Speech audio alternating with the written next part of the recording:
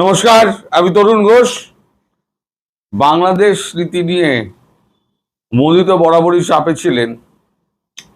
এবার আজকে কেরলে একটি সভায়, দলীয় সভায়, মোহন ভাগবত, সংঘ পরিবারের প্রধান মোহন ভাগবত, তিনি এবার মোদির বিরুদ্ধে একটা কথা বললেন। তিনি বললেন যে বাংলাদেশ নিয়ে মোদির বিদেশ নীতি সম্পূর্ণ অসফল এবং বেদনাদায়ক। এইমাত্র এটা টিভিতে এখন লাইভ চলছিল, লাইভটা শেষ হলো, এখনো শেষ হয়নি, চলছে, অন্য বক্তারা বলছেন, কিন্তু সংঘ পরিবারের মোহন ভাগবতের কথাই হচ্ছে আসল কথা। তিনি যেটা বলবেন সেটাই হবে। তাহলে মোহন ভাগবত যখন মুখ দিয়ে এই কথাটা বলেছেন, তাহলে মোদির চাপ কিন্তু আরো বাড়লো। সকালবেলা যে দুপুরে যেটা করেছিলাম আমি, যে সরকারের অন্দরে বিশেষ করে কূটনৈতিক মহলে জল্পনা সৃষ্টি হয়েছে মোদির এই নরম মনোভাব নিয়ে। এবার কিন্তু সেই আঁচটা মোদির ঘাড়ে কিন্তু লাগলো, সেই বিষ নিঃশ্বাসটা লাগলো মোহন ভাগবতের। আর এই মুহূর্তে মোহন ভাগবত যদি মনে করেন যে মোদিকে তার গদি ছাড়তে হবে, তাহলে মোদিকে তার গদি ছাড়তে হবে। কারণ বিজেপি হচ্ছে একটি রেজিমেন্টেড পার্টি। এই রেজিমেন্টেড পার্টিতে যখন পার্টির সর্বস্তরে উচ্চ স্তর থেকে যখন বলা হবে যে আপনার দ্বারা হচ্ছে না, আপনি এবার সরে যান, আপনার বয়স হয়েছে, আপনার শরীর নিচ্ছে না, যে কোনো কারণে বলবে আপনার শরীর নিচ্ছে না, বয়স হয়েছে, আপনার পক্ষে আর এত ট্রাভেল করা উচিত হবে না, আপনি পরবর্তী প্রজন্মের হাতে ছেড়ে দিন। তাহলে এক্ষেত্রে মোহন ভাগবত আর কোনো কথা বলেননি, কিন্তু লাইনে তাহলে কে আছেন? লাইনে আছেন তাহলে যোগী মহারাজ। যোগী মহারাজ কিন্তু উত্তরপ্রদেশকে ঠান্ডা বানিয়ে দিয়েছেন। ও অত্যন্ত কড়া ধাঁচের মানুষ। এছাড়া আরো আছে, আমাদের হেমন্ত বিশ্ব শর্মাও রয়েছে, এর মধ্যে রাজনাথ সিং রয়েছেন। কিন্তু সংঘ পরিবারের লোক নয় বলে জয়শঙ্কর কোনোদিনই প্রধানমন্ত্রী হতে পারবেন না। তিনি সংঘ পরিবারের লোক নন।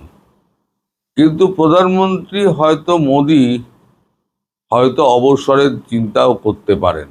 হঠাৎ তিনি বলতে পারেন আমি অবসরে চলে যাচ্ছি। অর্থাৎ বাংলাদেশ নীতিতে তিনি এই যে সফট একটা ভাব নিয়েছিলেন, সেই সফট ভাবটাই তাকে বিপদে ফেলল। আমি বরাবরই কিন্তু বলেছিলাম এত নরম হওয়ার কোনো দরকার নেই। আপনি অনেক আগে কিন্তু এই সমস্যার সমাধান করতে পারতেন। আপনি সমস্যাকে জিইয়ে রাখেন, জিইয়ে জিইয়ে জিইয়ে জিইয়ে যখন সেটা একদম উত্তপ্ত হয়ে যায়, সেটা অনেকগুলো ক্ষেত্রে দেখা গেছে। এই নিটের লাস্ট নিট, তার আগে আপনার এই কি বলে ওটা, আমাদের যে কৃষি আন্দোলন তাই শেষ পর্যন্ত মোদিকে পেছোতে হলো। প্রথম দিনই যদি উনি কড়া হাতে ব্যাপারটাকে হাতে নিতেন, অমিত শাহের হাতে ছাড়তেন, তাহলে কিন্তু জিনিসটা অন্যরকম হতো। এখন অমিত শাহ প্রধানমন্ত্রী হবেন না কেন? অমিত শাহ শুরুতেই বলে দিয়েছেন অত চাপ আমার পক্ষে নেওয়া সম্ভব না, কারণ আমার হার্টের সমস্যা রয়েছে, আমি দীর্ঘ ছোটাছুটি করতে পারি না, আর এদেশ ওদেশ যেতে হবে। আর দ্বিতীয় হচ্ছে অমিত শাহ সরে গেলে স্বরাষ্ট্রকে দেখবে। স্বরাষ্ট্র একটা বড় দপ্তর, সারা ভারতবর্ষের স্বরাষ্ট্রটা দেখা এটা কম বড় ব্যাপার নয়, ভারতবর্ষের মতো বড় দেশে। তো ওই কারণে অমিত শাহ যা ওই লিস্ট থাকছেন না। তাহলে অমিত শাহর পরে আমাদের যোগীজি হচ্ছেন একেবারে উঠে আসার মতো। এখন বয়স অনেক অল্প, 48-49 বছর বয়স হবে। আর যোগীজিকে সবাই শ্রদ্ধা করে, আপামর জনগণ শ্রদ্ধা করে। যে কোনো রাজ্যের আপনি সাধারণ মানুষকে জিজ্ঞেস করুন, যোগী মহারাজ বললে পরে মাথায় হাত তুলবে যোগী মহারাজ। আর যত এই সন্ত্রাসবাদী আছে আর গুন্ডাবাজ আছে সব কিন্তু যোগী মহারাজকে দেখলে ঠকঠক ঠকঠক করে কাঁপে। ভারতবর্ষ চাইছে এইরকম একটা রুলার যার হাতে শক্ত দণ্ড থাকবে। এই সফট দিয়ে মানে পাওয়ার ইউজ করে এখনকার দিনে আর চলে না। সুতরাং মোদিজির কপালে কিন্তু চিন্তার ভাঁজ।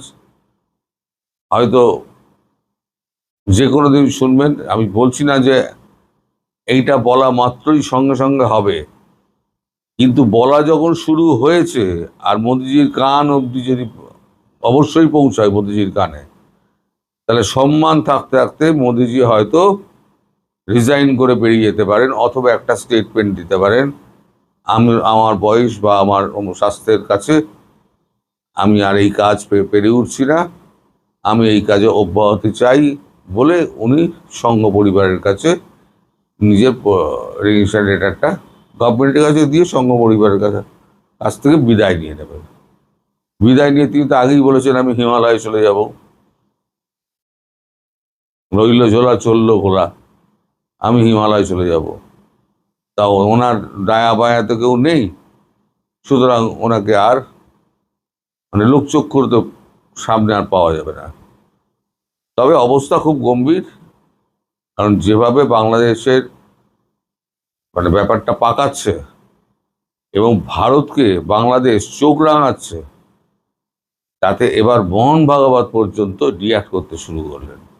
তাহলে দেশের সাধারণ মানুষের অবস্থা ভাবুন।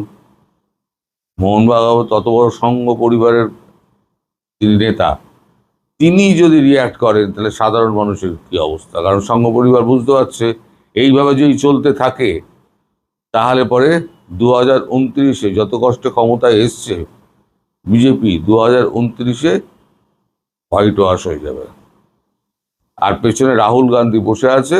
রাহুল গান্ধী দেখুন 2-4 দিনের মধ্যে অনাস্থা প্রস্তাব আনলেন বলে লোকসভায়, যে বাংলাদেশ ইস্যুতে পুরো ফেল করেছে বলে অনাস্থা প্রস্তাব এনে দেবেন। অনাস্থা প্রস্তাব আনলে পরে আমাদের এখানকার যে বিজেপির যে সমস্ত লোকজন রয়েছে না, তারাও হয়তো দেখবেন অনাস্থা প্রস্তাবে ভোট দিয়ে দেবেন। কারণ মোদিজির এই সমস্ত এই যে ধৈর্যশীল কাজকর্মে অনেকেই কিন্তু বিরক্ত এবং অতিষ্ঠ হয়ে উঠেছেন। ফলে ওনার ধৈর্য নিয়ে, ওনার নীতি নিয়ে ওনাকে থাকতে হবে। আপাতত হয়তো মোদিজিকে গদি ছাড়তে হবে, এটা কিন্তু আন্দাজ পাওয়া যাচ্ছে।